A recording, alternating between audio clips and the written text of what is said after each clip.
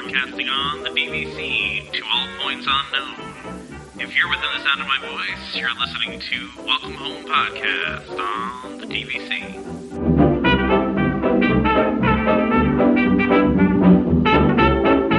Hello and welcome home. Thank you for joining us on part 2 of episode 73. This is our normal show that we do on a bi-weekly basis with DVC news and park news, and when we generally talk about random Disney stuff. So enjoy. That was great having DVC Resale Market on again. Those two are the best. I'm so glad we have a partnership with them. I agree. So I hope you guys enjoyed the DVC Resale Market then. The other episode. Yeah, in the other episode. People are going to flip when there's 2 episodes. You know that, right? Yes, they are. But I think it's a good idea. Keep it separate, right? I would agree. Yeah, and I think that to reference back to it then, right? And I think, as Katie would say, "Oh, sugar plums." Trevor will get that. Wait, why wouldn't I get that? Because you're not reading the Facebook Live blog that Damon's doing. I read it. I see some things. So we're talking about Disney Vacation Club removing fees for select in-room resort amenities, which I've never been charged in my life. Yeah, it's funny because Trevor and I talked about this. We covered Chad's podcast the other day, and we talked about this. I have never been charged for any of that stuff. I've asked for towels many times. I've never been charged for towels. Then again, I've never asked for anything but towels. I haven't asked for any of that other stuff that was charged for, like laundry detergent or coffee. We always brought that stuff, right? So I don't know. Yeah, I never really thought about this because, yeah, same thing. We always ask for towels, but beyond that, none of these things have ever come up for me. And honestly, I'll admit I've never even looked that closely at my bill to see if they were charging me for that room stuff, because kind of at the end of the trip, it's like, yeah, I know how much I spent and, just pay the bill. Well, see, and it's different for us because we try to pay everything outside of the room via cash. So my bill should be in theory 0. And we've definitely asked for laundry detergent from what I remember and did not get charged. So, and dishwasher soap, I think, as well. I also mentioned too, you can always have the 5-finger discount too. It just as you walk by the cart. we here, Trevor and myself, do not promote what Tom is talking about. I don't promote it either. Don't steal from the carts. That's not cool. I'm just kidding. I'm too busy. I don't have time to look at the cart when I'm walking by. I'm like on my way to somewhere to, I'm in a rush to get back to the. Usually, what happens for us is it's a race back to the room because everyone wants to be the first person in the room. So, like, we're literally running through the resort. Me and the boys and my daughter. My wife usually doesn't do this, but the three of them and myself are literally running upstairs, pushing each other out of the way for some whatever game to get into the door first for whatever reason. So just for competition reasons, not like I call bathroom or anything. We're a fully competitive family. Yes. We do that too. And actually on this last trip, my son won most of the time. He was very aggressive and was actually thinking about like shortcuts and stuff like that. But the difference is, see, like you and your son, so no one's ever gonna like hurt each other. Where, I have 2 teenage boys, so it's you might not walk the next day. It's possible. What, they're gonna see out your legs? It is possible. It is definitely possible. We'll see how things go in the next couple of years, because I'm sure I'll get to that point too, where there'll be, tackling and stuff. I mean, back to what we were saying here though about these fees. I think it's a good thing they're getting rid of those. I mean, I don't think that was, I bet part of the reason why they're getting rid of them is the inconsistency of charging for them, right? Yeah, that makes sense. Plus, at the end of the day, they've raised dues, right? Just raise dues to accommodate this and then leave me alone. Be honest with you. Well, I also don't understand. I understand for like consumable stuff, but like the towels, they just wash those and give them back to us. Like, but that's still it just a cost seems unnecessary involved, right? to charge for that, I mean, there's still a cost involved for washing towels. I think though, again, they just realize that they can just up the fees a little bit, accomplish this, and then be done with it. And it's probably at the end of the day, less housekeeping for them to worry about these fees. So less work for them to keep track of it, right? yeah, exactly. Well, and especially like I know at the Polynesian, I'll admit we're guilty of taking the towels from the pool back up to our room just because we couldn't be bothered to, drop them in the towel return. And we know that they're going to pick them up when they clean the room anyway. So I think that's acceptable though, right? That's not like an unacceptable thing to do. Yeah. I don't know if it was ever, I don't know if that's on the same level as stealing off of the cart or not though. Like Tom doesn't do. Yeah. I've never really done that before, for real. I swear. So he says. I've called and gotten blankets and towels and things like that before, but I've never actually taken anything from the cart.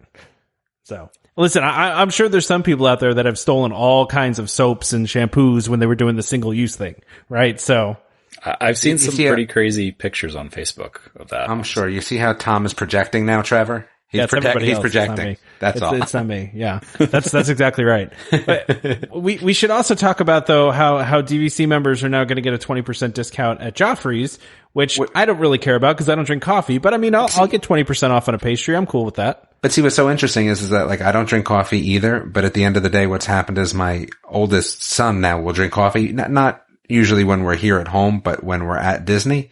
So this actually works out well for me. And I think a little bit of this caffeine thing is our kids don't actually drink soda at home, but like they're tired too. Like they might not admit it, but gosh, Disney even tires out teenagers these days.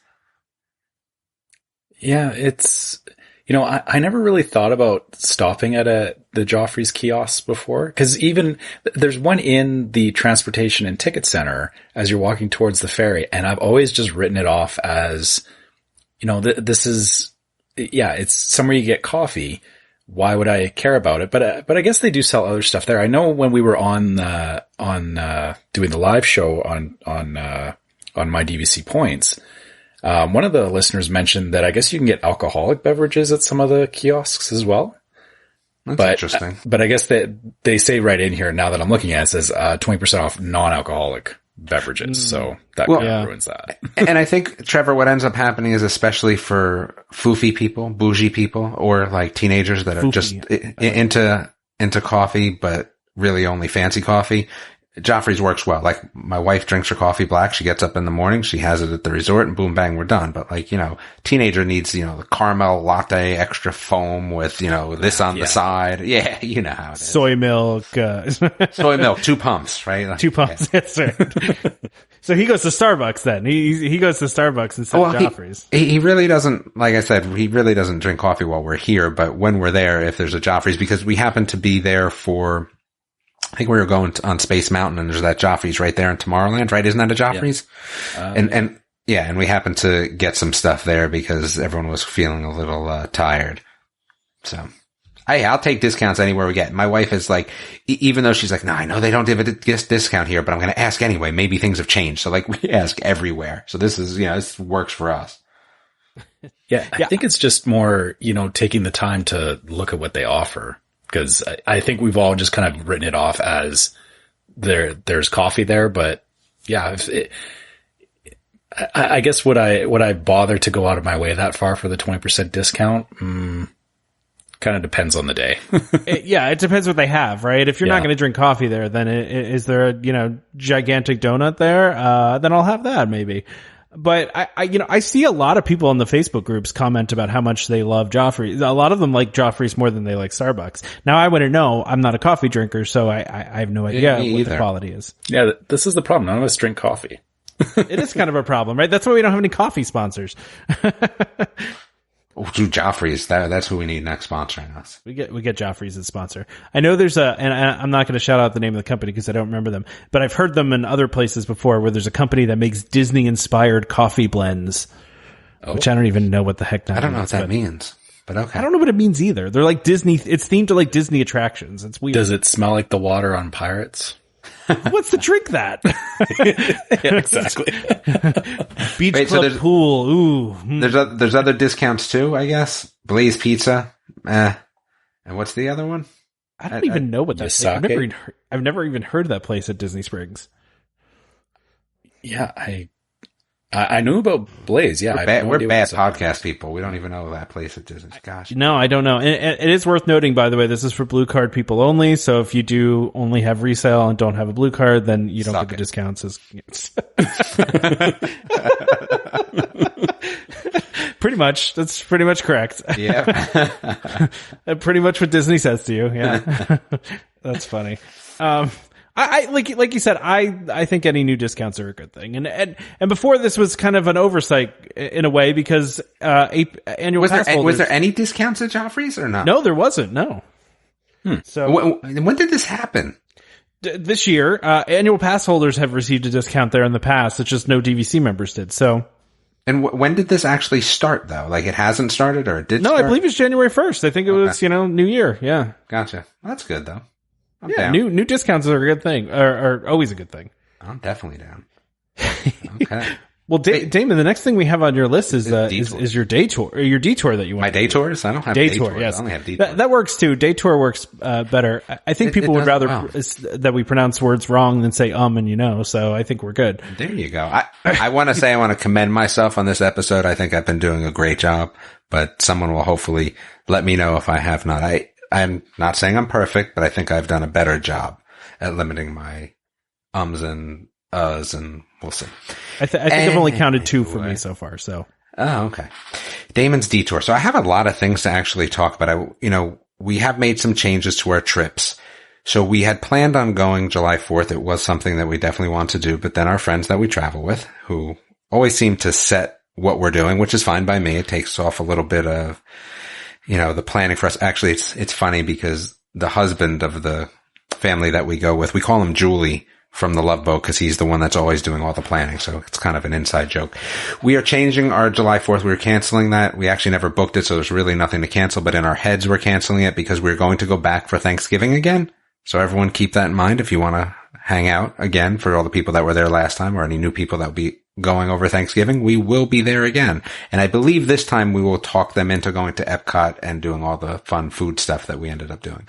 So that is one thing. The other thing is it seems like this 17-day trip across country is pretty solidified in terms of it happening. And the reason I say that is because we used a bunch of our points now for our Thanksgiving trip on a 2-bedroom because we don't need to save points for the next year. So it looks like that will be the year where we're going to end up saving our points for, I don't actually know why, but we'll be going to Disneyland. And then the year after that, which if you had listened to the previous, I guess, episode or previous part of this episode, again, we're splitting this, right? I don't really know. To the split off of the episode that's coming out. To the split off of the episode the same day, where I had kind of talked a little bit about our plans to cruise for my son's graduation and their daughter's graduation will be going on the Wish. So I have to kind of keep that available. We may end up actually using some of our points, especially if we buy more points to at least pay for one person on the cruise. I think they'll end up booking theirs with some points is my guess. But again, I don't know. It depends whatever they decide to do, but that will kind of allow us to do the 2-bedroom at Saratoga this time. And we used up pretty much all of our points from 19 and what we had banked. So it looks like it worked out well. So that will be good. And then the last thing I guess I wanted to talk about was animation. I know this is for every Disney person that wants to just kind of tune out. That's absolutely fine. So we can talk about real quick about Owl House, which is a Disney show. It's pretty good. But I want to tell everybody that is a huge fan of Gravity Falls, and I know we do have some of those listeners, that there is a show on Netflix. It's called Kipo and the Age of Wonder Beasts, and it is stunning. It is phenomenal. We've watched the first season already, and it is only a minute click down from Gravity Falls at being our favorite animated show. It's based on a webcomic called Kipo, which has now been removed from the web, obviously since the show is out. But any of you savvy web people can probably find some of the comic out there online. It was a 2-year webcomic. The show is amazing. Trevor, again, and Tom, but more Trevor, because I know Trevor is more interested in animation than Tom is. He's going to get on. I say he's not, but I'm just going to say that we know that's the case. Trevor, it is 100% a watch and a phenomenal watch. It was to the point where we were arguing between, what we're going to watch. My daughter comes in. She's like, are we watching Kipo? And I was like, no, let's save another episode for tomorrow. No, we got to watch it now. We burned through the last 2 episodes today. absolutely phenomenal. I think, everyone that enjoys Disney, and the reason I think we talk about animation, or they allow me to talk about animation, is that a lot of people that enjoy Disney do enjoy animation because, Disney's built on the foundation of animation, especially with the films. It is a must watch, so kind of keep that in mind. I think that was my detour for this time, though. You've definitely piqued my interest with that, and that's DreamWorks. It's not even a Disney. That's surprising. No, who even owns DreamWorks these days? That's an interesting discussion. I don't know, but that's a rabbit hole. Yeah. No, I was just curious. I was like, wait, Disney doesn't own DreamWorks, right? They own a different animation studio. So I'd like to hear what everyone has to say about it. Go watch some episodes. It starts out great. It draws you right in, and the characters are absolutely phenomenal. So I'll check that out too. I mean, I'm always looking for a good new show to check out. Yeah, no, it definitely was worth it. So those are kind of the progresses on our trips. We were all just talking about October. Now I have to talk these guys into doing a breakfast on the 10th instead of the 9th, or I have to figure out a way to get my kids out of school on the 9th. That's what we're going for right now. Or there could be 2 meet and greets. Oh, well, one never knows. Yeah. 2 meet and greets. Whoa. The Canadian side and the American side. And then Tom will go between both of them. And just like Thanksgiving, the Canadian side will come earlier than the American side. Yeah, there you go. There you go. There you go. That's pretty funny. So we're really going to talk about Run Disney, aren't we? I think we should. I don't run. Yeah, I think we should talk about it, but I don't run. I don't understand this either because I'm not a runner. Yeah, maybe we should have had someone that knows anything about this. Really this. should have. Because I don't particularly understand this either.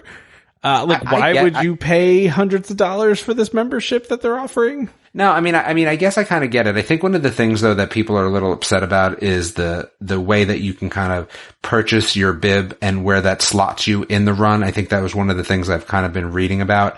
And the people that actually do their runs prior to this with their times are a little upset because I think one of the top levels, the platinum, may gain you some benefits of that bib in terms of these runs. And I think that's what's been kind of the dust up.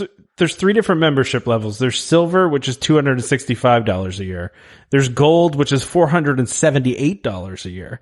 And then there's platinum, which is, let's say, $800. It's $798.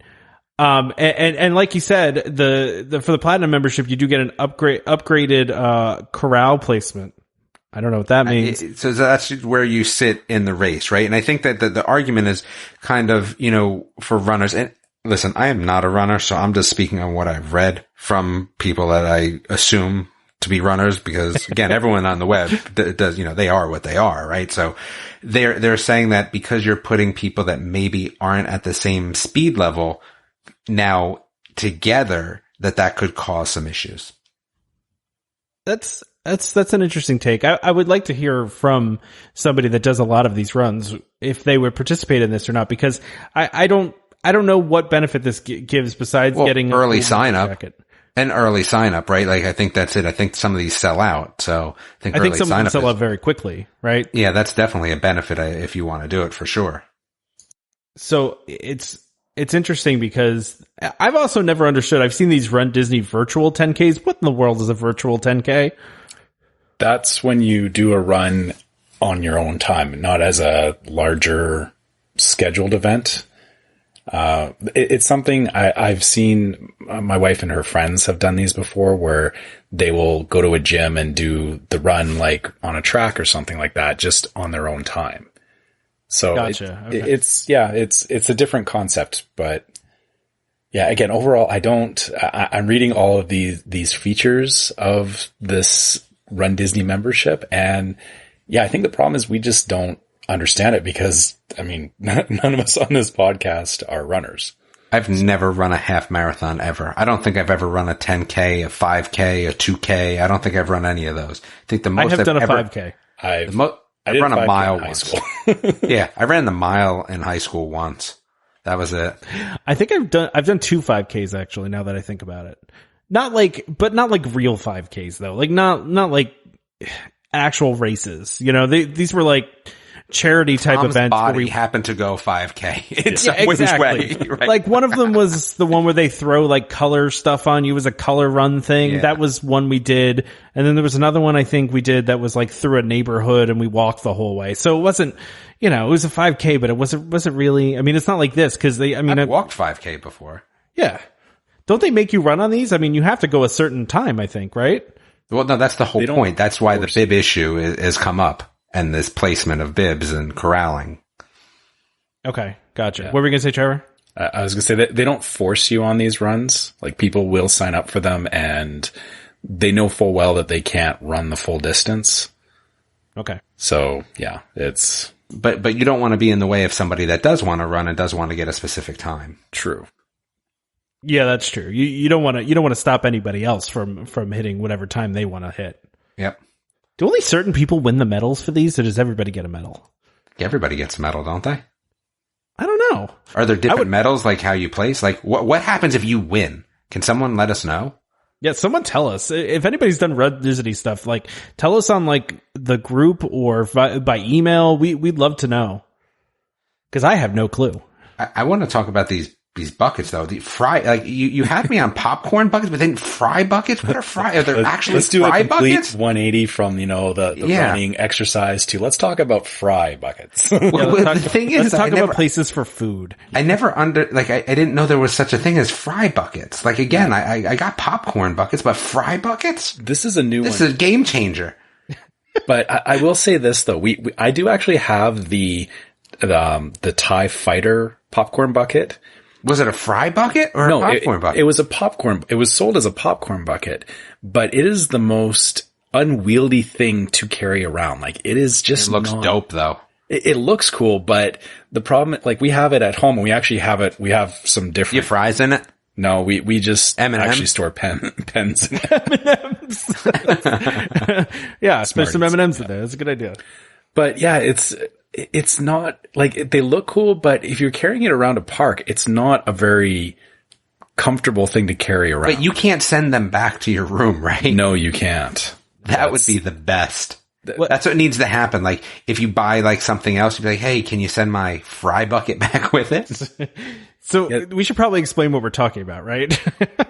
Well, it's a Kylo Ren. It's self-explanatory. It's a fry bucket. but I mean, we need to talk about what the design is because truthfully, so the Kylo Ren, one, the TIE Interceptor bucket, I would just buy that as a cool, like, figurine. Like, it doesn't even need to hold fries, but it does. And not a lot of fries, it looks like, by the way. Well, I will say that. I was thinking the same thing. The Skyliner one may look like it holds more fries, but I don't see that with fries in it. So now I'm a little questioning if there's fries. See, usually the Disney World ones are popcorn because, and then the Disneyland ones, they'll do different stuff. But like the Disney World ones are almost always popcorn. So the Skyliner one, which I just added before we started the show because I just saw it and I want it. I don't even want popcorn buckets almost ever, but the Skyliner one looks awesome and I want it. It looks like it holds a ton of popcorn too. Well, if it had fries, like I'd be down, but popcorn, I don't know. As a fry bucket though, I know, whenever we bought some of the mugs and stuff in the past, they've given us the option to get the drink just in a regular cup and then you keep the mug off to the side so that you don't get it sticky and everything. That's not a Tom thing. You know that. Yeah, but David, I'm surprised you're not outraged by the fries ruining this thing, No, I'd buy two.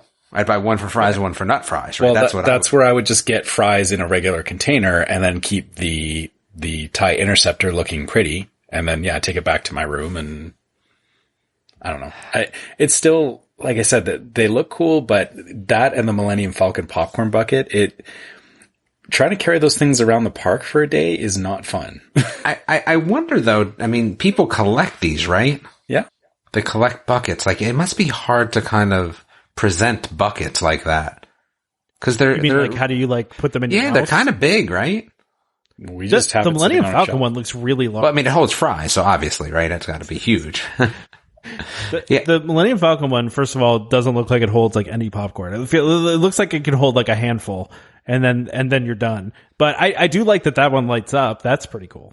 The Skyliner one does look like you're getting the most bang for your buck in terms of food, though.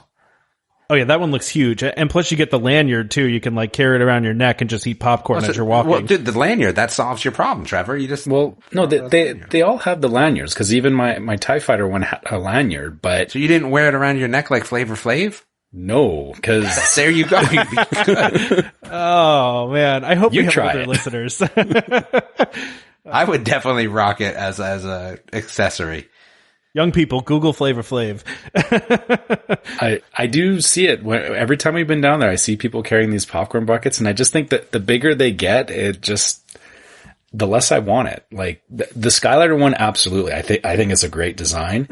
The other two, I'm not sold on. Oh, I would say the opposite. I think the Skyliner, like, no, it's not as cool. It looks like a lunchbox with Chip and Dale on it. Like it's a square. Kind of what they look like, right? Yeah, it looks like the Skyliner, yeah. The Skyliner kind of looks like a lunchbox. But that's why it's not as cool as the other ones.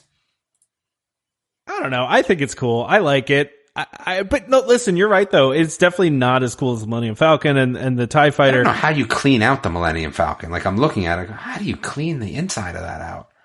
I think the answer is you don't. You wipe it out with a paper towel, and that's about it. Yeah, but there seems to be a lot of nooks and crannies in there. Like that's what I'm saying. Yeah, like you got Han and the crew hiding underneath, right? Like where those special kernels that like hid from the stormtroopers underneath in the storage containers. I do find it interesting. Some of these, like the Kylo Ren one is 1950. The Millennium Falcon one is $25 because it lights up and pew pews, right? Like, does it pew pew? I doubt it, but it lights up. I mean, it should pew pew. I feel like it would be really cool if every time you open the lid, it went like pew pew pew. Like every time you open the lid, like that would be cool. No, what would be really cool is if you could shoot the popcorn kernels out of the front of the Millennium Falcon into people's mouth. That would be cool. That would be amazing. Sounds like a lawsuit. Everybody, just so you know, it's after 9:00. Even though I do not have to do anything tomorrow, I am still extremely exhausted and may say things that are out of the ordinary. That's fun. It's going to get sillier as we go. That's why it's fun, right? Yes. I said, damn. You're doing a very poor job at that today, but I think Trevor still has us both beat, so we're okay, Tom. That's okay. I think I've only done a couple this show. I think Trevor's only been on half of the show so far. Let's keep that in mind as well. I think I'm good. So Tom said that he did count. You counted them with a piece of software? Is that what you said? Yeah. So I did a transcription, on the last episode and it showed, ums and uhs as 336 from the last episode. But I would say that some of those may be misrepresented false positives, right? There's some false positives. Listen, I think we've said this before. It's hard to do this. Wait, can we get a number count on this one though? I don't have that software anymore, but I'm sure I could. My goodness gracious.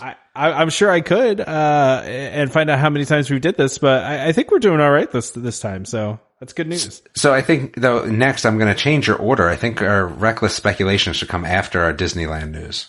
Well, and there's you wanted to talk about Cousteau's too, right? You wanted to talk about the sign going in. The sign. Well, that we already mentioned it. Might as well just talk about it now because it's not really all that interesting, right? The sign has gone in for the Cousteau's, ride, pretty much. It's for the Ratatouille ride. Yeah. So is there going to be an actual restaurant though? No. See, that's the shame part of it. Well, hold on. There's going to be a crepe place. But there should be that restaurant. Doesn't that just make sense to you? Well, no, the ride takes place like you're the okay. Can I eat in the restaurant? Can I eat? Like I should be able to get off the ride and eat. You can eat. You can wander your way over to the French restaurant, whose name I can't remember at the moment, which should be renamed Cousteau's. Just rename it Cousteau's. They should have like little rats running through it so that to emulate people going on the ride. Wouldn't that be awesome if they had animatronic rats running through the floor? That'd be great. Didn't they have something like? I thought I heard they had something like that at Remy's at the restaurant on one of the cruise ships. I don't know. I'm not bougie enough to go on those. You're not bougie enough to go to Remy's when you're going on the cruises. No, like, the best thing about a cruise for me is that when I write that last check, I'm done. Right? Like, I'm not trying to upgrade. Yeah, I'm not trying to do anything like that. And with the kids, I don't know.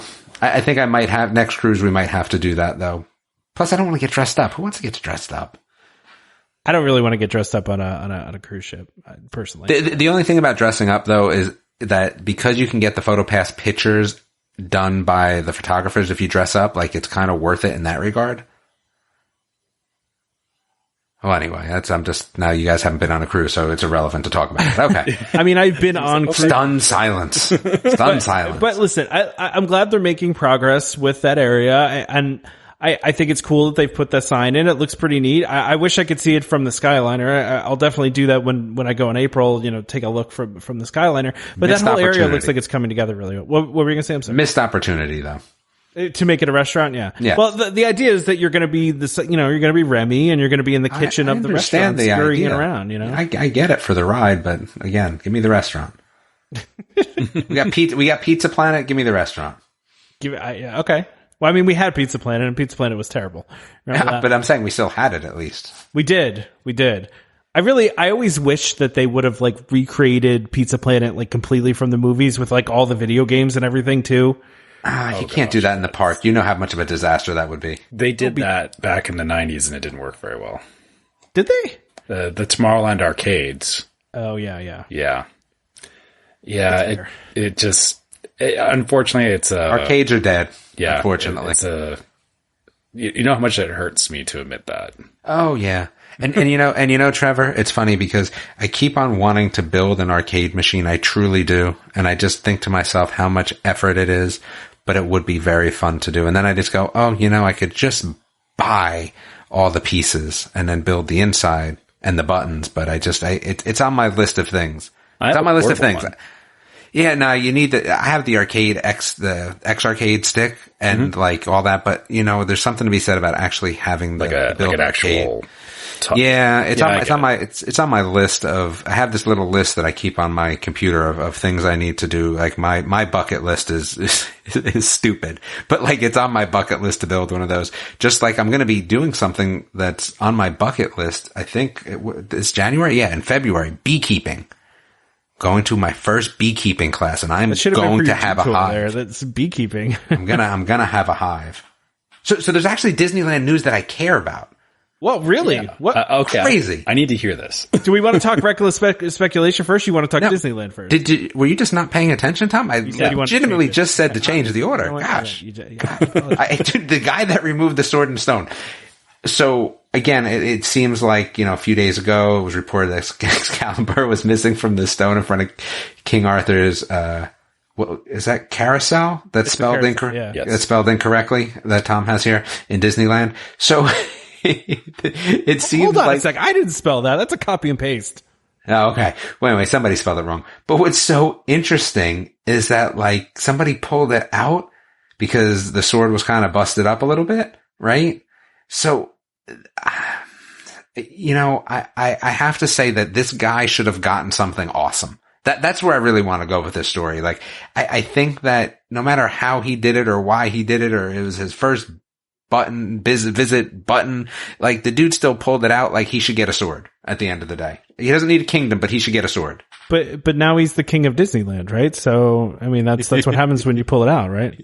Yeah, but they really should have given him something. I'll be honest with you. I think he should have gotten something awesome. It was, again, another missed opportunity, I feel like. I just think it's hilarious. I'm sorry, Trevor, go ahead. I was going to say, I agree on a level of amusement, but that is so opening up a can of worms. Inviting people to come and pull the sword out, no, but that's what people were doing before. Remember, the only reason it actually came out was because it was busted. I've never been to Disneyland, but I've seen swords and stones, and I always try to pull as hard as I possibly can. Yeah, but I think, people pulling on the sword, they're never using their full strength. Oh, you're crazy. You're crazy. That's not absolutely 100% not true. No, because a lot more people would hurt themselves doing that. I am legitimately using 110% of my strength when I pull on anything stuck in a stone. The people that I've seen at Disneyland have not been using their full strength. So if they started rewarding that, I feel that would just Trevor, think about it. They could make it so no human being alive could pull it out, right? It's not like that's not possible with the engineering that we have today. So I'm saying is that you make it like that, but gosh, this guy deserves something. Well, I just think it's funny that everyone thought it was like a way for a refurbishment because they just did a refurbishment of the one at Disney World. And so everybody just assumed it was gone because of that. And then people were posting on social media that this muscle bound guy just came in and was like, oh, I'll try to pull it out and just rip the whole thing out. That's awesome. I mean, awesome. Okay, can you imagine the look on his face when he did it? Like, oh, what happened? Like, I mean, did he get to keep the prop or no? I would think not. It's probably original, right? It's probably the one from opening, I would think. Yeah, I can't imagine you got very far with it. I'm sure cast members were jumping on oh man. Yeah. If you did that, if you were the one that did that, would you like immediately go find a cast member and be like, hey, I broke this? Or would you just like put it back and run away? No, I would literally stand there and wait and just hold it up. The king of all Disney. I think I'd hold it up in the air. I think I would do that.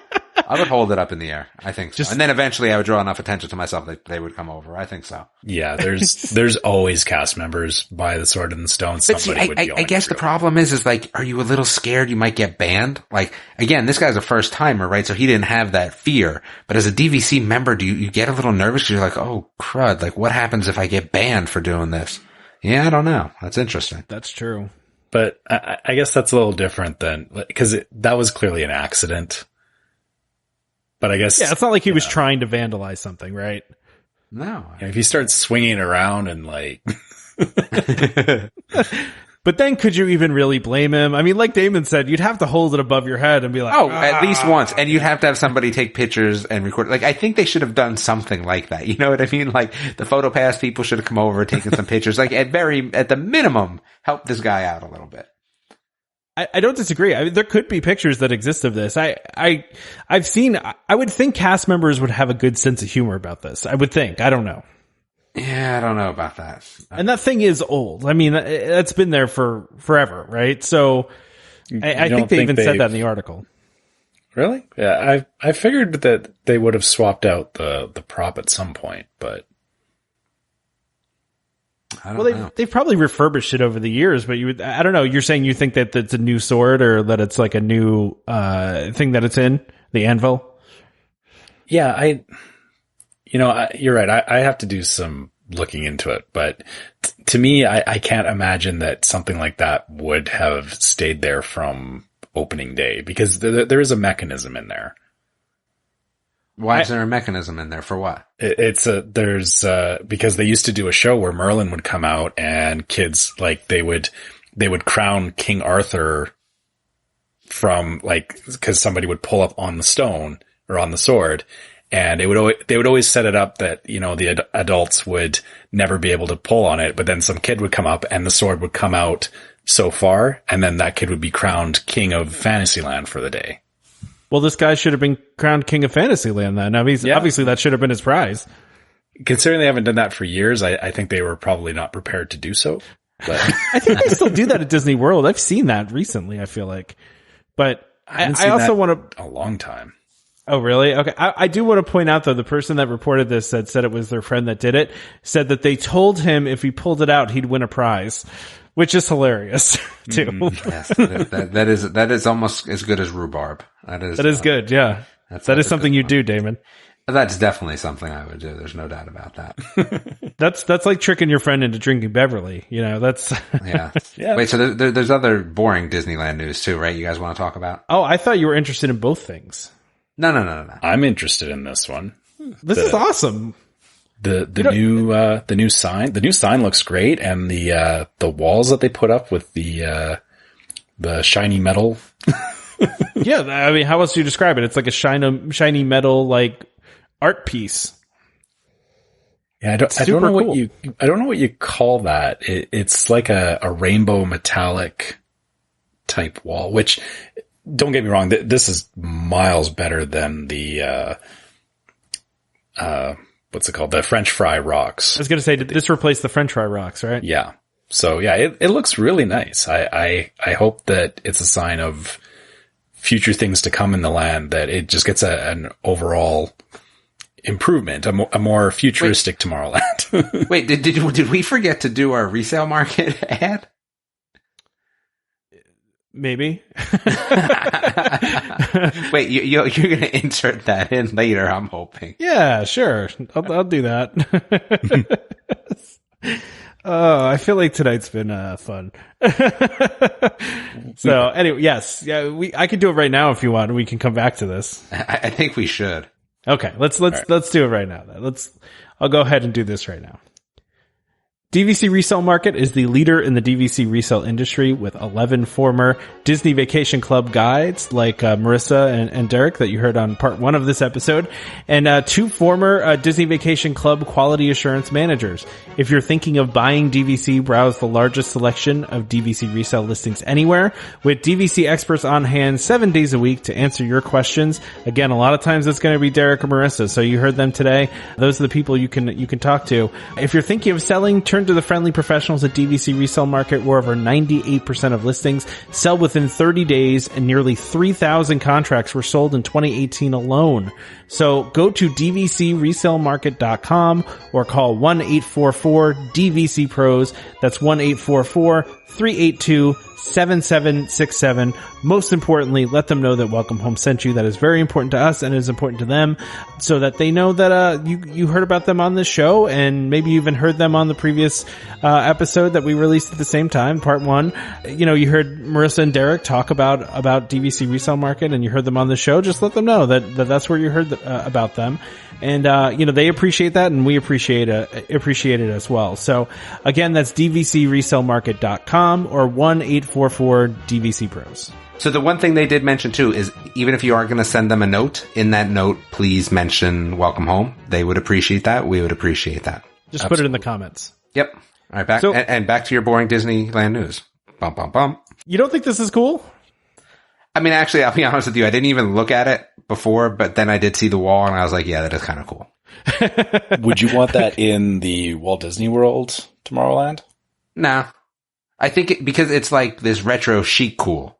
And I don't consider Disney World retro chic, like in my head. I consider Disneyland, since I've never been there, right? So I only have to consider it in my head. But I think it fits there. Okay, if that makes any sense at all. I don't know. Maybe. No, it makes perfect sense. I get what you're saying, and yeah, I think that's fair. Yeah, it's really neat. I found it funny in this article that I guess some people were complaining that they said they maybe installed some of the tiles wrong because some of the lines don't match up, which is kind of funny. But I mean, that could have been a decision too. It could have been a conscious decision, but I'm sure it was. I'm sure it was too. It looks really, really neat to me. I think that Disney World kind of would do better with some sort of entrance. I'm not saying the same thing, but I get what you're saying, Damon. It makes sense. I don't think it would look as good in Disney World. Think about that and then Tron. And that's where it all kind of falls apart for me, right? Like, it's just not the same feel. No, that makes sense. I think it makes sense. But I think that fits more in with the history of Tomorrowland and Disneyland. Yeah, I would agree. So the next thing though. I thought that. Oh, we're still talking, Trevor? Well, no, are they getting Tron out there? Tron out there, yeah. So no, I don't think they are. Oh, I thought it was just Disney World. Look that up. I don't think so. I think it's just Disney World getting it. Okay. All right. Never mind. They don't have any room for it anyway, right? Yeah, that's true. So the next thing you want, this was a Damon request he wanted to talk about. He wanted to do some reckless speculating. So I guess this is all about paid fast passes at Walt Disney World. Yeah, I don't have any answer or anything. Yeah, Tom didn't give me much information to work off of here. Because nobody legitimate's reporting this. So I guess maybe instead of reckless speculation, it's a question to the audience. Would you enjoy if there were fast passes at Walt Disney World on a pay structure? Like Universal.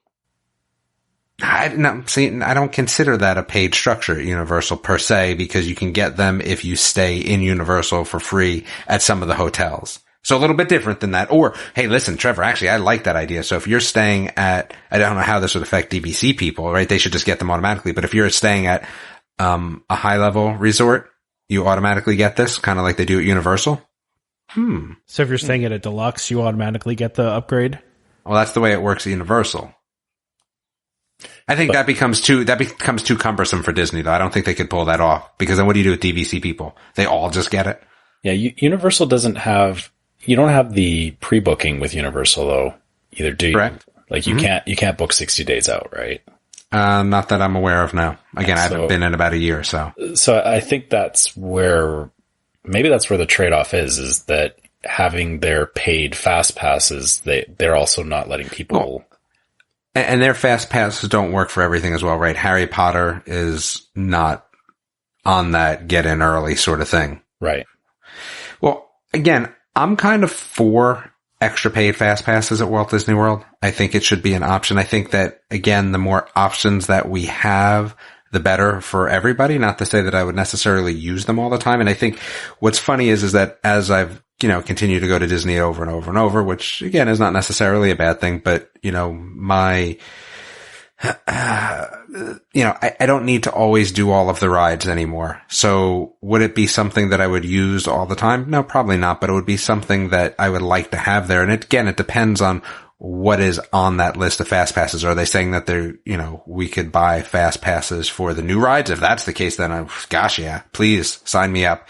But if it's just going to be on the regular rides and not necessarily all of the newer rides, I still think this is helpful for people that are only visiting Disney once. And I think that's, those are the people that sometimes our community does not always think about.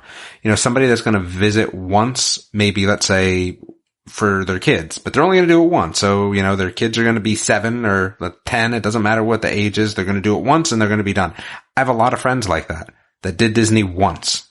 This would be beneficial to them to have to have the ability to buy extra fast passes would be wonderful for people. And it's not forcing you to do it.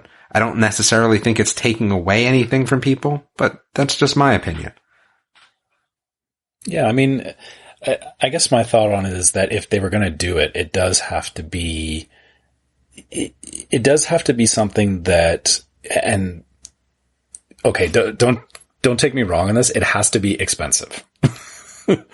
I would agree with you. Yeah. Cause the reason is that if they made it affordable or the obvious choice, we're pretty much back where we are right now, is that everybody's paying for fast passes, but then you still got the fight for, people booking them however early they'll allow you to book them, whether, if they took away, let's say they took away the 60 days and said, instead you just have to pay for fast passes. What number gets you there? I'm thinking $250 per family, but what number gets you there per day, by the way? Per day? That's pretty steep for me. I wouldn't pay that. But you might pay it if you were only coming to Disney once for your kids. If I was coming once, and all right, so check this out, Trevor. Right, so like once every 10 years or once in a lifetime. Once for your kids. So think about it like this: you're coming once for your kids, right? What are the rides that are very difficult to get on, right? So I'll just say the rides that I did not go on last time. So I did not go on Winnie the Pooh, right? Mm-hmm. Because I'm not using a fast pass on that. I did not go on the Aladdin carpets. There's a few things that I just did not go on, right? For whatever reason, doesn't really matter. I just don't feel like waiting online and I can only get X amount of fast passes. If I'm only coming once with my kids, should they miss Winnie the Pooh? That's where I think that it's an okay thing. Like I would be okay with it, but I agree with you. It has to be a high enough number, but it should be for those people that are coming once with their kids and just want to see a little bit more. Because they're only going to come once. I know there's no way to really police that, right? So if people decide that they're going to come 3 times a year and still buy them, there's nothing you're going to do about that. But I think it does benefit some people. And not necessarily taking away from others, to be honest with you. So I think it depends on how they do it, right? Because they already have paid fast passes in Disneyland Paris. And they have it's like a tiered system. So like they have a super fast pass and like an ultimate fast pass. And I think I just Googled this just to look it up. They've got certain attractions under the super fast pass that you can go on at one time whenever you want. And then the ultimate fast pass you can go on as many times as you want, whenever you want. So there's no scheduling. There's no return times. You just show up and walk in. That's cool, but that's tough. Too many people there. It's a totally different park. Yeah. Exactly. Yeah. But MaxPass works in Disneyland, but I don't know if it would work in Disney World. Yeah. Yeah. That's the problem, is that, we're thinking about this from the parks that already have it. It makes sense for their demographics. It makes sense for how those parks are structured. Disney World is its own animal. And that's where I'm really struggling with this, is that you can't. So what about this? What about if they did their limit of fast passes the way it works now, right? So everything's set up the way it works now. And then what you had with this one is that, and this is a little bit kind of how Dollywood works, you could book a fast pass right after you finish your other ride, right? Is that how MaxPass works? A little bit, kind of, sort of? But I think theirs is like some sort of window, right? So let's just say your next one is for Space Mountain, and you go on Space Mountain, and then after that you can book one for somewhere else, but they're always available for any ride that you want. You can only just hold one at one time.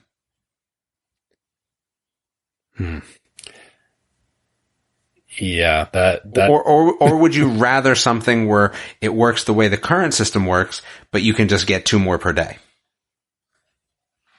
I think I would go ahead, Trevor. I was going to say, I think, they would have to redo the entire system. You would have to take away the No, let's pretend like you're not redoing the entire system, that you just have what you have and you're adding on somehow.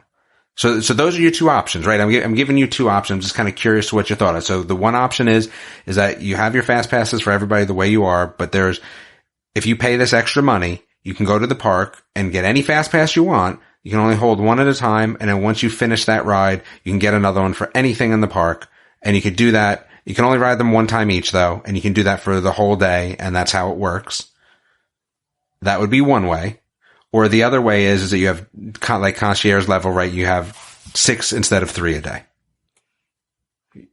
What's your option? Which one do you like better? Personally, I would rather, as somebody who likes to plan these ahead of time, I would rather have extra fast passes to book. So I'd rather have, 5 I could book ahead of time as opposed to 3. I don't know if we could do the system of, like we're talking about here with how Paris is doing it, where you could just walk in anytime, right? Of course you could. Why? I mean, think about it. You could if there was X amount of these available and the cost was high. Right. So let's say you limit them. Only had a certain amount, that it's sold out. Well, yeah, because think about it. I mean, if you're at the hotel, right, and you're at the level that you're getting extra ones, right, there's only so many rooms on each one of those levels. Yeah, there is limited stock on those extra fast passes. So same thing is if they accounted for the system where X number of people can have kind of like the Max Pass, that would be reasonable. And I think to your point, Damon, talking about people that if this was their only time going, that Max Pass type system works better because, I know, you and me both, Tom, we plan really far ahead and we're invested in this. I'm thinking back to, I had a coworker that I actually helped him with a Disneyland trip this last year because he'd never been to Disneyland before. And he was looking to me going, what do? I don't know what I'm getting into. I don't know what any of these rides are. So being able to go there and kind of assess as you're going what is important, I think that works a lot better for people that are only there for that one trip because they're not going to know ahead of time and they're not going to have, a very clear picture in their head of these are, rides A, B, C, and D are the ones that I have to hit. Right. Yeah. And what's interesting is, so I wonder sometimes if a system in place like that would help people that go and don't understand what Disney World is. So we've been there a lot. We understand the waits involved. We understand kind of what to expect when you go there. And it has definitely changed over the years. But what if you're a first timer going and one of the suggested things was, hey, you need to do this? Would that help people that maybe get a little frustrated with Disney World the first time that they go to become lifelong fans because, they had a better experience? I don't know. Again, it's sad to say, but in this world, you kind of don't want more people to become fans because it just makes your experience worse at the end of the day. It's horrible to say, but it is kind of the way the system does work. The more people go, the more prices go up. The more people go, the harder it is to get on your rides and your fast passes, right? The more people go, it's the nature of the business, and they are a business at the end of the day. So again, I just wonder sometimes if it would help people enjoy Disney more if they had a few more options, especially as a first trip or an only trip, or you know what I'm saying though. Yeah, I totally understand what you're saying, because I had a coworker who just went recently, and I told him ahead of time. I was like, you got to plan stuff ahead of time. You can't just show up and do nothing. I mean, you can, but it's not going to be as fun. And plus, if the parks are busy, it's going to be tough for you. And he didn't listen to me at all.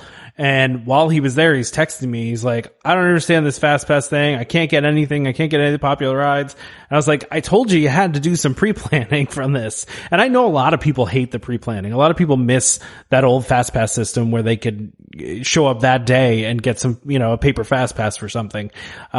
Personally, I don't see how the old system was in any way better, but I know the old system was phenomenal. You're out of your mind. It was so much fun. How am I out of my mind? You know why it was so much fun? It was fun. Like, I'd be like, all right, everyone give me your key cards. All right, I'm going to run over here and get fast passes for all of us. All right, and I'll meet you back over here, and it was fun. It was like you had people, it was like, it was almost like a game, and it was, what I'm trying to think about it. It's kind of like a treasure hunt almost. It's right? Like the final round on Supermarket Sweep where they're trying to get as many. Oh, you know how many great memories I have about running through the park with everyone's tickets? Like, they were just great.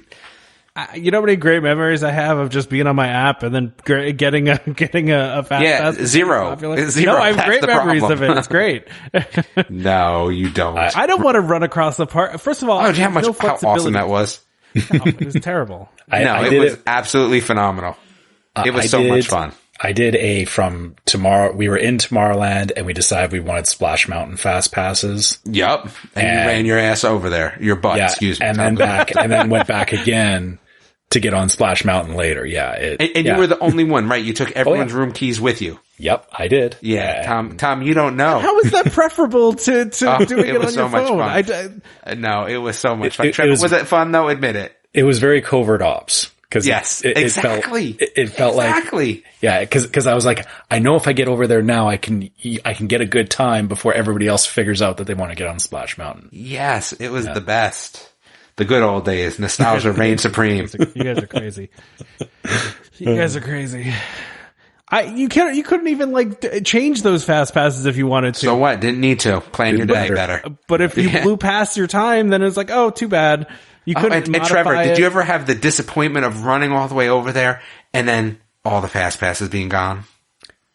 See, I probably had a few more years of that than you did. Yeah, that never happened. For the Splash Mountain thing, no, that didn't happen. It happened to me for Toy Story Mania. Yeah, we never had that happen, but that was because we were always going generally during quiet times, so I never was denied on fast passes. I would run all the way over to Toy Story Mania, and they'd have the covers, the infamous covers over the fast passes machine, and you'd be like, no, not the covers! And then sometimes what would happen is some machines would run out before others, so there'd be covers over some of them, but not covers over all of them, so you'd be like, oh wait, no, there's one that's still open, oh my goodness, it doesn't have a cover on it, that was the best. You can't get that from your app, Tom. I could get it from my app. Millennial, you can't get it from your app. I can get way more from my app. No. Okay. Those Toy Story ones used to sell out quickly too. Sorry, go ahead, Trevor. Okay. I will defend you on this one, Tom. So when we had to reschedule our trip due to Hurricane Irma and I lost all my fast passes, we lost our flight of passage. And we were on the bus to Animal Kingdom that morning, and I had completely written off the idea of getting on Flight of Passage. And as we were on the bus, I was searching the app, and I saw a Flight of Passage come up, and I got so excited that I still remember it. See? It does happen. But Trevor, if you were at the park, you could have just gotten one by running to it. It would have been so much more satisfying. But doesn't that ruin the immersive nature of Pandora? Why is there a I don't want to run through Pandora. No. Gosh, that would have been great. No, it doesn't ruin it actually makes it a mission. What are you, crazy? Maybe you should have like an avatar hat on while you're doing it, and then it's like a real mission. But there was also like so much room for counterfeit stuff in there too. I just saw that actually the people were doing counterfeit boarding passes for the Disneyland for Rise of the Resistance. Hey, listen. Did you guys see that? No, I did not. But if you have that skill set, then good for you. That's amazing that somebody is devoting that much time to... That's what I'm saying. Like, if you're devoting that much time, I let you in. Good job. Well, somebody figured out that they weren't scanning them. They were just looking at them. So they weren't scanning them when they were letting people into the so line. They just did like a Photoshop, like... That's exactly what they did, yeah. I mean, which I guess is smart if you notice that they're not looking at it. They're just looking at the group and not actually scanning the thing. But nonetheless, you guys are crazy. The new system's so much better to me. I know a lot of people pine for the old system. Not me. I like the new system way better. I'm going to sit firmly in the middle between them. Oh, come on. No, decide. No. I know what Damon's talking about. I know what you're talking about, and they both have their merits. Yeah, that's fair. Wait, where'd Damon go? Did Damon fall asleep on us? He might have. I think we might have. No, I'm actually here. I like to multitask when. Oh, see, here I am. I'm back. Like see, I was multitasking again. Yeah. I like to multitask sometimes, and I was actually trying to look at some video of my son playing futsal from tonight while we're recording. So, you know how it is. Yeah, sure. Yeah. No, I know how it is. Okay. Well, we're done. We're done. Go ahead. I think we're ready to wrap it up. But we have to let everybody know that there's 2 episodes. We have to make sure that we're clear on that. And again, I have to get the plug in for the group. So anyone that doesn't know, we're inviting you if you don't know anyway, and you like our page. But we do have a group. It is fun. And we definitely crossed over 500 members today. And as I said on the group page, which you can't see unless you're a member of the group, there's been no blocking or no reporting of any members. It's just a fun group of people. No drama. No drama. That's cool. Everyone's cool. It's only a matter of time before there's some drama, though. Yeah, but we won't let that happen. We'll just ban people. I'll come with the big ban stick. It's okay. I think as long as everybody understands that Damon's got the ban hammer behind his back, then... Oh, definitely. Yeah, it's true. Well, I'm sure at some point that's going to happen, but hopefully not anytime soon. But we appreciate everybody in that group. It's been fun interacting with everybody for sure. Yeah, thank you for being nice, because we want to be nice people. We want to all have fun, and we're glad that you guys see it the same way. Exactly. Yeah. All right, shall we wrap this up, Trevor? Yeah, let's wrap this up. As usual, if you guys want to email us, you can find us at welcomehomepodcast@gmail.com. We love your comments. We love hearing your stories. We love hearing questions or anything you want to talk about that we said on the episode that you may like or not like. I mean, if the popcorn buckets became more of a discussion than I thought they would, so maybe we'll hear some... I thought it was going to be a longer discussion, to be honest. Oh, okay. Well, yeah, so we like hearing from you guys. We love getting those questions. If you want to reach us through Facebook, you can find us at Welcome Home Podcast on Facebook. You can also follow us on Twitter and Instagram at Welcome Home Pod and Welcome Home Pics, respectively. Those of course repost all of our posts from Facebook, so you can follow us there if you like those platforms. If you do like to rock some merchandise, or as Jeremy posted in the group, he got a cool Welcome Home Podcast mug. You can go to store.welcomehomepodcast.com and check out all the merch that we have available. T-shirts, mugs, magnets. I like the magnets. I think they're pretty cool. And was there something else that I forgot, Tom?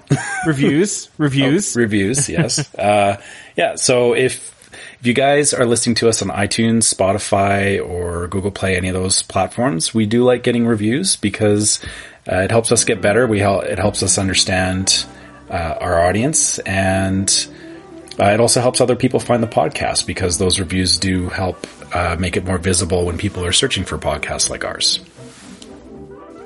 Yeah, for sure. And of course, don't forget to subscribe to Welcome Home Podcast so you can be reminded every time we release a new episode. You can find us on Apple Podcasts, Google Play Music, Google Podcasts, TuneIn, Stitcher, Spotify, just about any place you can find podcasts. You can find us. So just search for Welcome Home, look for the one that says DVC and Disney, and you'll find us pretty quickly and easily. Of course, as always, just a reminder to our listeners, Welcome Home Podcast is for entertainment only. We are not employed by the Walt Disney Company, and as such, any and all opinions we express on the show are our own. So please consult with a DVC representative, a cast member, or, somebody associated with Disney for more information about anything we talked about today. Huge thank you to DVC Resale Market for sponsoring this episode, and also for joining us on the first part of this episode, part 1 of the episode, that you can check out separately. It'll be marked as DVC Resale Market, so look for that one if you want to hear Derek and Marissa talk all about DVC Resale Market, answer all of the listener questions and Damon's questions about DVC resale. So check that out, please. And, of course, join us next time for more Disney Parks discussion, more DVC talk. We hope to see you all real soon. This is Skipper Albert Awol, the voice of the jungle, signing off from Welcome Home Podcast on the DVC. We do a huddle when we hit a chair. How she can cuddle is no man's affair. I looked around from pole to pole, found her in a sugar bowl.